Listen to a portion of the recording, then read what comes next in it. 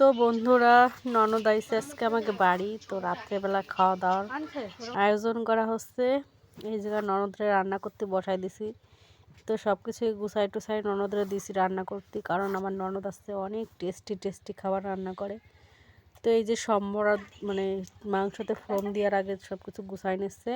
আর এইদিকে দেখো মিক্সিতে চালটার পেস্ট করে রাখছি, কারণ আজকে হবে চিতই পিঠে আর হচ্ছে যে মাংস, লাল লাল মাংসের ঝোল আর পিঠে। যাই হোক, আমরা শ্বাস পিঠে বলি। তো এই যে সন্ধ্যা প্রায় লাগেই গেছে।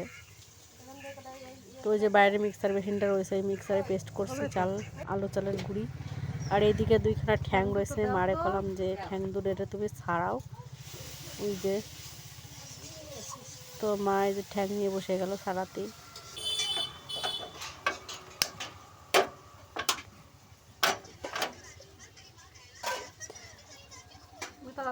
সবাই হাতে হাতে করে কাজ করতেছি, অনেক মানুষের রান্না, বোনও আইছে। তো ওই দিদি যে মাংস কষানো আরম্ভ করে দিছে।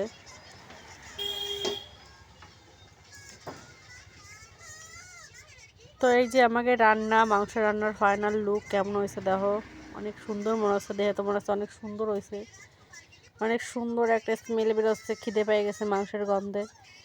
তারপরে এই যে পিঠে বানানোর জন্য যে সব গোছানো হয়ে গেছে। কি করতে হবে সব টিফিন দিয়ে দেখা, চাদরের নিচে ঢুকে তারপরে এভাবে ঘুরে বেড়াবে দুই বাড়িতে, তারপরে ওরা হাঁটে বেড়াবে রাস্তা দিয়ে।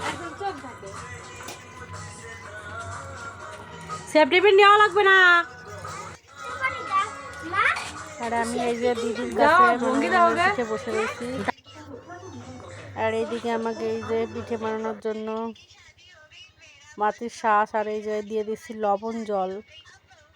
পিঠে বানানোর আগে এরকমভাবে লবণ জল দিয়ে দিলে ভালো হয় নাকি পিঠে, জানি না কেমন হবে। এই পিঠে বানাতে গেলে অনেকটা রিস্ক। তারপরে এই যে ঠাকুরের নাম নিয়ে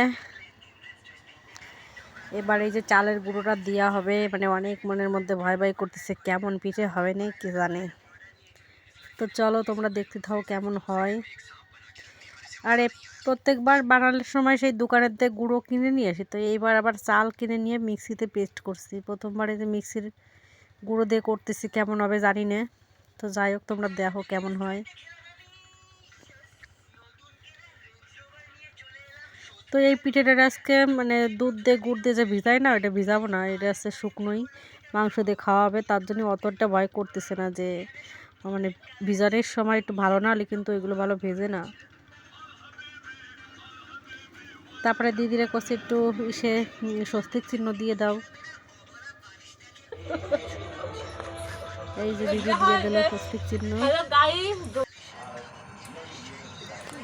মানে অনেক ননদের সাথে হাসি আড্ডা করতে করতে পিঠেটা বানানো আসছে, অনেক টাইম লাগলো। তাও মানে গল্প করতে করতে বানাচ্ছিলাম, তো ওদের কখন মনে আসছে যেন হয়েই গেল সব কিছু বানানো, খাওয়া দাওয়া।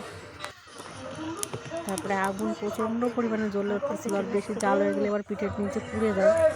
তো মানে একদম কম জ্বালা হবে না, একদম বেশি জ্বালা হবে না। ভগবানের নামে এবার উঠাও। তারপরে এই যে ভগবানের নামে উঠাও। তো অনেক সুন্দর হয়েছে, ভগবানের কৃপা করছে।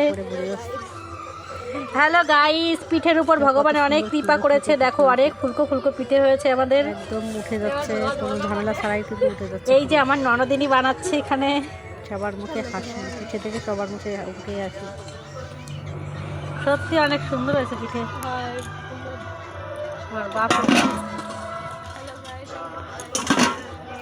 আর শীত মেনেই কিন্তু পিঠে, পিঠে না বানালে কিন্তু শীতের সময় একদম মানে খালি খালি মনে হয়। তো প্রত্যেক ঘরে ঘরেই পিঠে। আর আমার বাড়ি এই যে আজকে প্রথম এই বছরে। তারপরে আমি যে থালা নিয়ে মাংস নিয়ে বসে গেছি, সবার খাওয়া দাওয়া হয়ে গেছে, দিদি আর আমি খাতে বাকি। তো এই যে থালা নিয়ে আর মাংস নিয়ে বসে গেছি খাওয়ার জন্য।